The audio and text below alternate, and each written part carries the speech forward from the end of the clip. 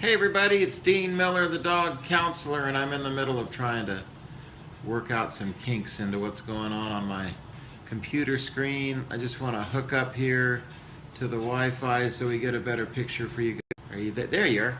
A little technical glitch, a little technical difficulty. I'm just making sure we're broadcasting. Sorry for the technical glitches. Hi everybody. I want to thank everybody who regularly joins us here on the Wolf Driver channel. That's what this logo is. This is the Wolf Driver channel, where you can see Bill Hellman and his Wolf Driver adventures in his carts and huskies and all his adventures with ghost hunting and trail driving and all that stuff. But not only that, you get to see guys like me who are trainer behavior experts and talking about dog training. We get to talk about, you'll see music, you'll see stories from other people on this channel and some amazing stuff, and it's all dog related. So if you're a dog lover like I am, you'll really enjoy everything going on the Wolf Driver channel. My name is Dean Miller. I'm the dog counselor. I train dogs and the people who are in their families. I counsel the people and the dogs and the whole situation. I don't just train behaviors. I don't just train sit, stay, lie down. I also teach everything having to do with rehabilitation. I teach everything having to do with the psychology of a dog, the relationship to the family, the dynamics going on between the humans and the dogs in the home. And I try to bring everybody together in a cohesive way where everybody can communicate and understand each other. I often say that people having dogs, we're speaking English or words. You know, it doesn't matter what culture you come from. You can speak Spanish, French, or English. It's all words and vocabulary. And your dog is not word-oriented or word-based. So then we have to ask ourselves, what is the dog's language? And it's a series of body language and eye contact and movements and smells and body postures and tail movements. There's 1,000 things going on that we're not even privy to, or we're often not keying into. So we misunderstand our dogs and they misunderstand us. And that's what I try to do. I try to be what I call the subtitles for the dog. I try to be there to kind of translate for the dog. This week, I am going to continue something I started last week.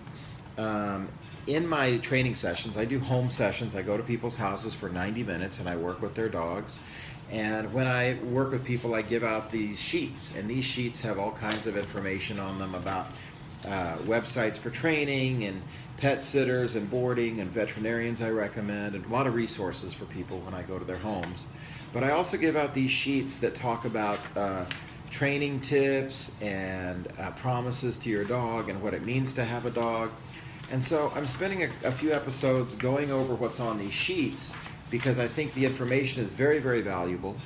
And what I'm doing is reading to you the things on the lists and on the sheets, and then I'm expanding upon them or expounding upon them to tell you some more thoughts and some more ideas about them. I'm also drinking coffee to keep myself alert, which don't ever give coffee to your dogs. It's terrible for them. They can't process it, and caffeine is terrible for a dog. But then you probably know that already if you love dogs enough to be on the Wolf Driver channel. So, without rambling any further, let's focus on this list. This is one of the things I give out at my training sessions. This is a list that's called 10 Rules for Dog Training Success. And I didn't write this. A woman named Karen Sukisian wrote this. And I don't know much about her, but I do know that I believe in what this sheet says and what these pieces of information say. So last week we got as far as, I don't know where we got. I think we got up to, we said set your dog up to succeed was number 1. Keep it simple was number 2. Be fair. Don't expect your dog to read your mind. Make sure they understand what you are expecting of them, correct them, then demonstrate in another way what you want them to do. That's right. That may be where we left it, that may not be, but it's something I want to expand upon. Be fair with your dogs and your expectations of them. Many people get dogs and they have these irrational, unrealistic expectations. They want a dog to come pre-packaged. They want a dog to already know how to be housebroken, already know how to sit and stay and behave perfectly and never bother them. And having a dog is like raising a child. They don't know anything that you don't teach them. They don't know anything that you're not helping them learn. So really be fair with your dogs. And if you're going to make corrections, make them simple, make them fair, make them based on the way a dog communicates with another or corrects another dog. I say, dogs don't say, "I told you to get off the couch, stop ruining my furniture." Dogs say, "Rah," right?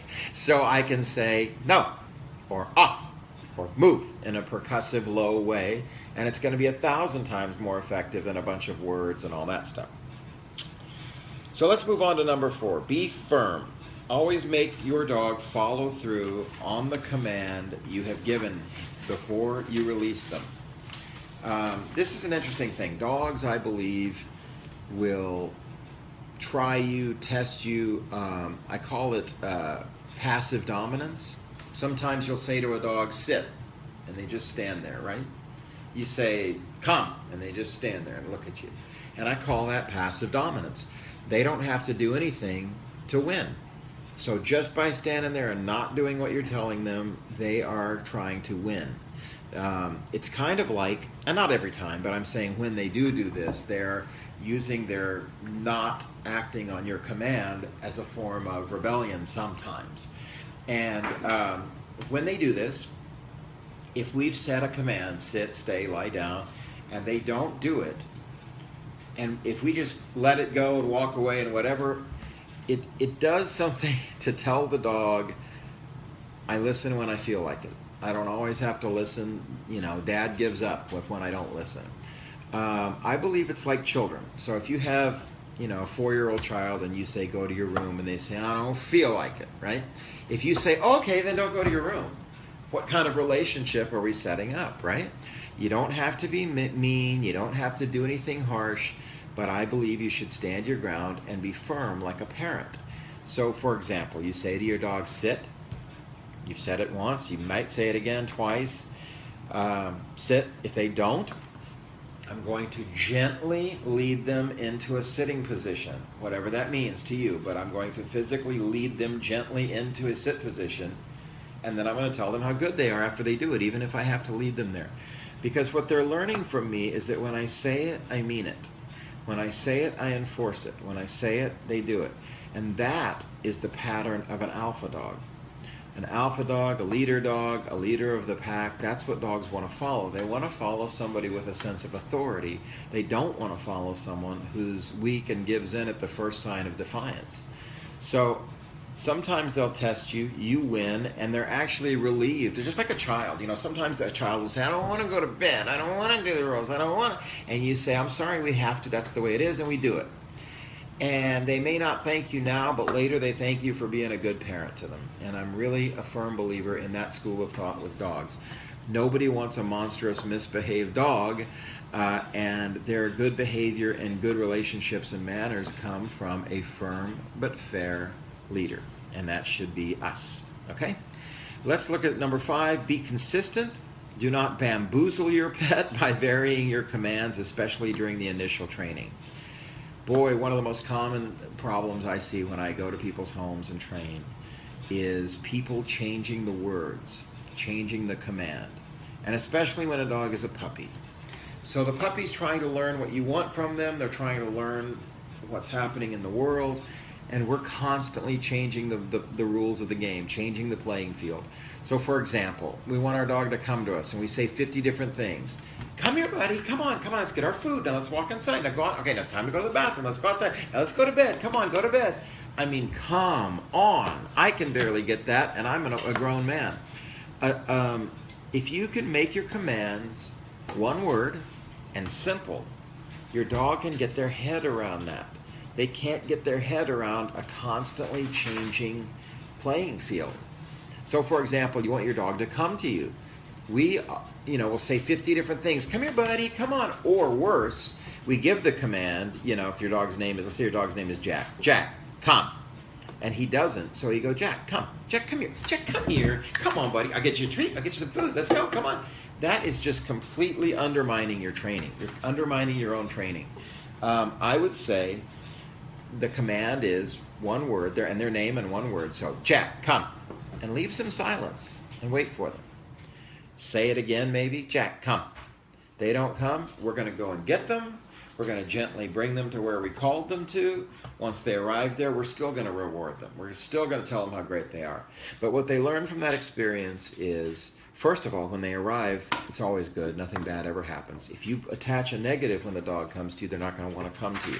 Secondly, they learn if you say it, you mean it, and you're going to enforce it.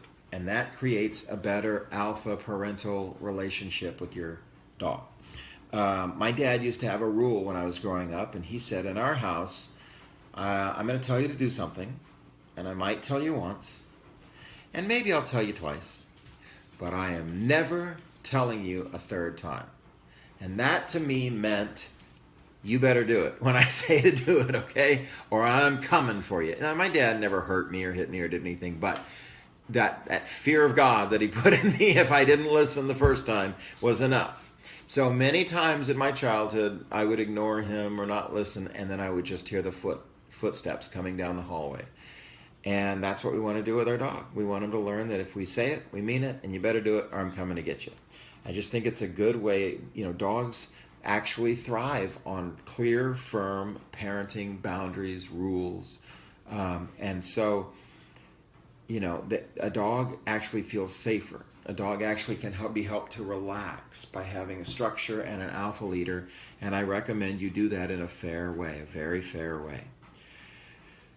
Number 6 on my list of 10 rules for dog training, for success in dog training, be patient. Expect to be repetitive until they grasp what you're conveying. Dogs learn by repetition and demonstration. They don't learn from sentences, paragraphs, words, long explanations, theorizing, rationale. They don't learn from that. They learn through repetition and demonstration. And they want to follow a firm but fair leader. So, fully expect your dog not to get it the first time, maybe not the third time, maybe not the 5th time. We want to repeat things gently. We don't want to drill stuff into the ground. You try something 4 or 5 times, maybe it's not working, take a break. Come back later and try it again. There's no rush. Humans are the ones who get impatient. Humans are the ones who are in a rush for their dog to learn what they want them to learn immediately. There is no immediate in dog training. Sometimes you're lucky and the dog does it right off the bat, and that's great. But let's think of our dogs as children that never fully grow up. It's a great gift to them to keep your corrections and commands short, sweet, one word, one sound, and treat them with respect. And be ready to repeat your commands until they learn them. But not repeated, not in the sense where you say, sit, sit, sit, sit, sit, lie down, lie down, lie down, lie down, lie down. Come. It's not like that. You're going to do 2 or 3 or 4 or 5 things, just like I said, where you don't repeat yourself too much. You just say, come, come. And then and then maybe take a break, and then maybe come back a little while later and try it again. We don't want to drill stuff and drill it into the ground. When I say repetition, I mean over lengths of time.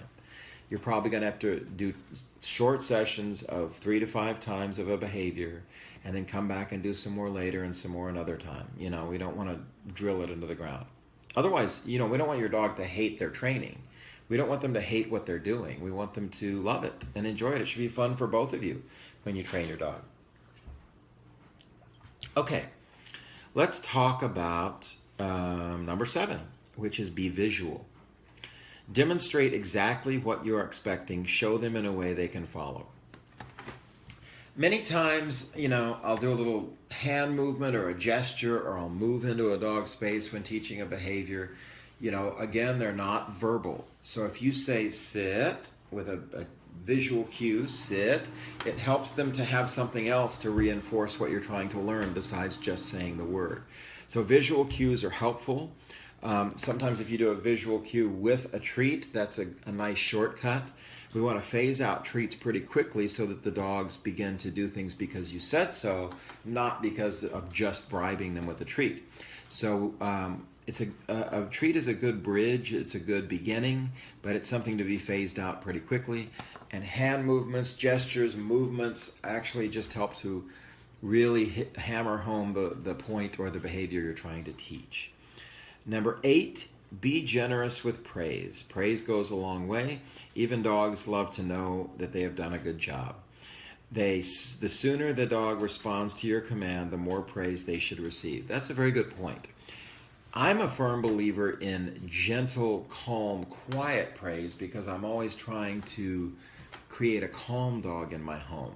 There's nothing wrong with teaching your dog some fun things and going, good boy, oh, good. But just remember that when you give that level of praise, you're actually exciting the dog. Now, there's nothing wrong with exciting your dog. If you are, something just popped up on my screen here. What's popping up on my screen? Sorry, didn't mean to get distracted there. When a dog, if you don't mind your dog getting excited, there's no reason not to get excited. Kids get excited, people get excited. We can say, good, oh, that's so good, and get excited if we feel like it. But in general, when I'm trying to get a dog to be a calm, compliant member of my household, I like to give calm, gentle praise. So, for example, I say sit, and then the dog does it, and I say, good boy, oh, you're so good. Good, that's so good. And it's down here. It's not woo, because they hear 3.5 to 4 times the level we hear anyway. So it's a much more intense level of hearing. And then if we're going to go with it, well, we're ramping them up and getting them excited. I prefer calm, gentle praise most of the time. Good boy, good dog, you're so sweet, that kind of thing. Okay, number 9, keep your expectations in check. Raise the bar slowly. It takes some dogs longer than others to learn particular commands. Be patient. Sooner or later, if you follow the rules, your pet will catch on. This is a really excellent point. You can't have the same expectations of every dog across the board. There's no universal one set of rules for every dog. There's no one set of way of being for every dog. Just like people, you have every kind of animal. You have shy, you have aggressive, you have fearful, you have assertive, you have mean, nice, indifferent, middle, whatever. And we want to take the dog where they are and maybe modify ourselves just a little bit to adjust to the tone of that dog and the feelings of that dog. In life, like a kid goes to school, and some kids are better at math, and some kids are better at science, and some kids are better at spelling. Well, a dog is the same way. Some dogs are better at sit, some dogs are better at stay, some dogs are better at games, some dogs are better at laying around on the couch. So we have to approach each dog and find out what motivates that dog, be patient with that dog's way of being, and meet that dog where they are. Don't expect them to instantly change and be the kind of dog we want them to be. That's not realistic. Okay, number 10, and the final thing on the list of our 10 rules for training dogs. Always end every training session on a positive note and with lots of praise and or reward. Rewards do not always have to be food treats. A short car ride is like Christmas to many dogs, and by the same token, some dogs hate being in the car. So let's take that with a grain of salt, okay? A new or favorite toy is a great reward. A quick game of fetch will be all the reward a dog needs. And so, I don't believe in you have to go overboard, but if a training session is 5 minutes long, you can end it with good boy and all this stuff and letting them know they're free and maybe give a treat or run around with them or play with them. Something positive at the end of a training session is always nice. It's just like school. You don't want to end on a negative note. You want to end on a positive note. And at the end of this list, it says, bottom line, keep training sessions short and fun. Before you know it, you will be the proud owner of a good dog. Yes, short and fun. You don't want your dog to resent training. You don't want your dog to see you begin a training session and go, oh no, here we go. We're going to do that leash thing, or we're going to do that sit thing. We don't want to do that. We want it to be very positive, and we want things to be short. 5 minutes of training to a dog might be like an hour of math homework for you. So be aware that they don't have the same length of attention span and focus that we do, especially a puppy. If you're working with a puppy, if you get 2 or 3 repetitions of a behavior, you're doing pretty good if you're working with a tiny puppy. Don't expect way up here and then fall short. Expect here and do really well, and then expect here and do really well, and then expect here and do really well over periods of time, It doesn't all happen in a day. It doesn't all happen immediately. So just take your time and be patient with dogs. There's an old saying, God doesn't give us the dog we want. God gives us the dog we need.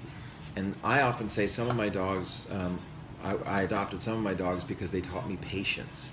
And I really need patience with one of mine I have now. I have 4 dogs. 3 are perfect. 1 is very smart, Penny. Penny, you may have heard me talk about Penny on some of these episodes. Penny is my Lucille Ball dog. She's very smart. She's very perceptive. She's very quick to listen to, commands and do behaviors. But she is just all over the place with her excitement. She has no sense of personal space. She'll bound into your space. She'll flop on you. She flops everywhere. She runs into walls. She runs into everything. She gets into mischief. She's just goofy. But by the same token, she's incredibly smart and intelligent and wonderful. But she drives me crazy. She teaches me patience because she's constantly learning a behavior and then getting excited and jumping on me, getting excited and leaping on me on the bed. Just things that are just unlike any of my other dogs. She's very, very unusual, but very lovable. So I forgot what my point was, but patience. Dogs often teach us patience, and she's teaching me a world of patience as well as others. And my 4 dogs have taught me that every dog is so different. I have to take each dog and teach them their behaviors based on who they are, because none of my 4 dogs are anything like the others. They're all different. So at this point, let me just take a little moment, and I'm going to look up here. I have to get right up on the camera to see these the comments people are sending in. What's the easiest way to teach him not to jump on people? Okay, that's from Hope, and Hope asks about a dog jumping on people. Okay, well, I'll try to give a simple answer to this. I want to disagree with the jumping on me the same way a dog would disagree with it. Humans tend to do a lot of crazy rigmarole. They either retreat or pull back and say, "Oh no!" And when a dog's jumping on them, and when a dog is jumping on a person and they retreat, that dog's moving forward. So moving forward is dominant behavior. Moving back is submissive behavior. It also is a way dogs invite each other to play. They'll do what we call a play bow, and then they'll run. They'll go like this and they'll run. So anytime we're doing this and moving away and turning away, it's actually dog language for come chase me, come jump on me. If you can learn to keep your correction short and soft. No. Off.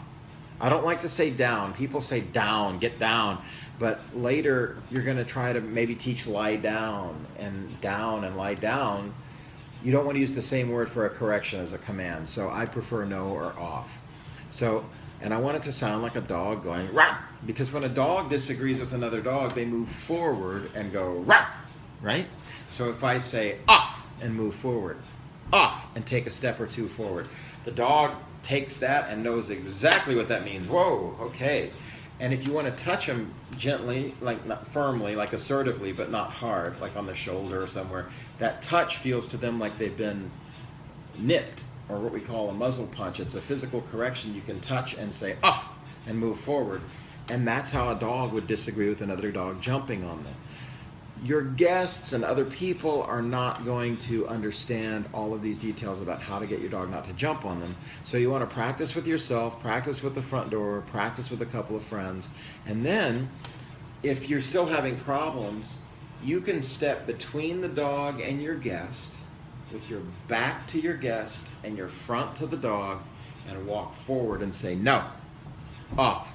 And what you're doing is basically putting your guest behind you and moving forward and correcting the dog, which basically says, this person behind me is of my pack and I am protecting them, so give them the authority you give me.